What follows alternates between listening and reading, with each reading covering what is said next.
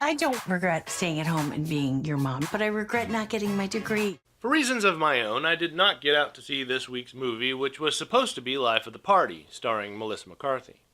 Honestly, I'm very much burnt out of Melissa McCarthy. That said, she has a movie coming out in October called Can You Ever Forgive Me that looks really good. I'll link to the trailer below. Since I don't have a review for a new movie this week, I've been trying to think of something else I can do to keep up my weekly content. So here's my thought process. Life of the Party is about a recently separated mother who decides to go back to school to finish her degree. I wasn't exactly excited to see this movie to begin with, so I thought, why not talk about another movie with a similar theme that A, I actually enjoy watching, and B, I would be more than willing to recommend to anyone who hasn't already seen it. Guess who's getting some class? I'm going to college. Rodney Dangerfield's going back to school. That's what I call marine biology. Hey, boys, here's a couple of pens in case you learn how to write, okay? The 1986 movie Back to School stars Rodney Dangerfield and is about a recently separated father who decides to go back to college to finish his degree.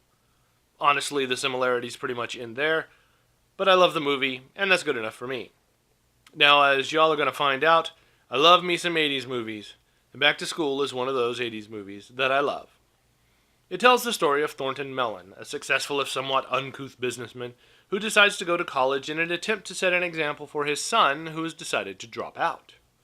Fans of 80s flicks will see a lot of familiar faces here, not least of which is Dangerfield. If you're under the age of around 20 or so, the name Rodney Dangerfield might not ring a bell. Dangerfield was one of the more prominent comedians during a time when most comedians were still blessedly un-PC. His contemporaries were guys like George Carlin, Sam Kinison, Bill Hicks, Eddie Murphy, and Andrew Dice Clay, just to name a few.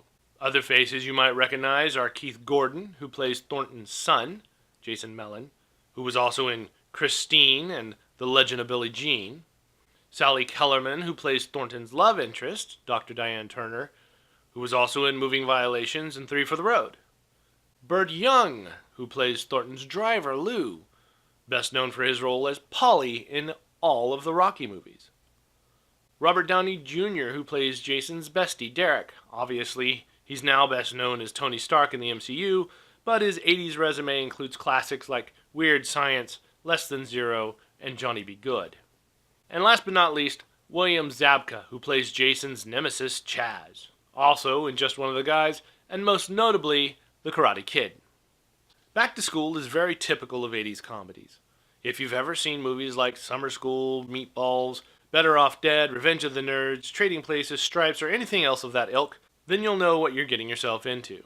If you're not familiar with movies like that, Back to School focuses almost solely on the character of Thornton Mellon, with the side plot of his son taking a backseat to the fish-out-of-water story that is Thornton Mellon.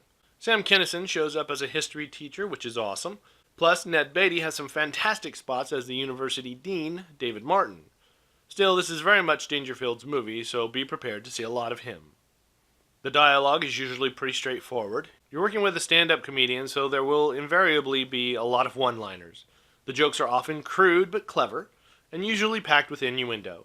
This is a PG-13 movie, so you're gonna get your fair share of language and even a quick flash of boobs, which I'm pretty sure was a requirement for most movies in this time frame. You will not come away from this movie talking about cinematography or the underlying message of the movie as a whole.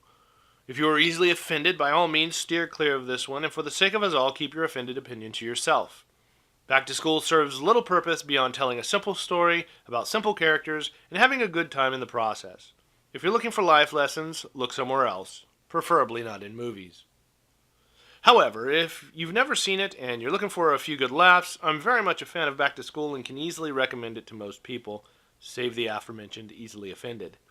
Back to School is not a movie that requires a big screen or a screaming sound system, and it will never win any awards. As a matter of fact, it didn't. But it is a good time.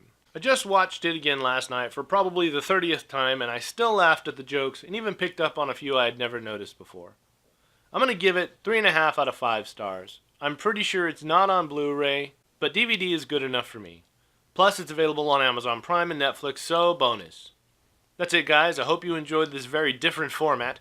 I'll be back to my old self next week with Deadpool 2. As always, like and subscribe, and I'll see you there.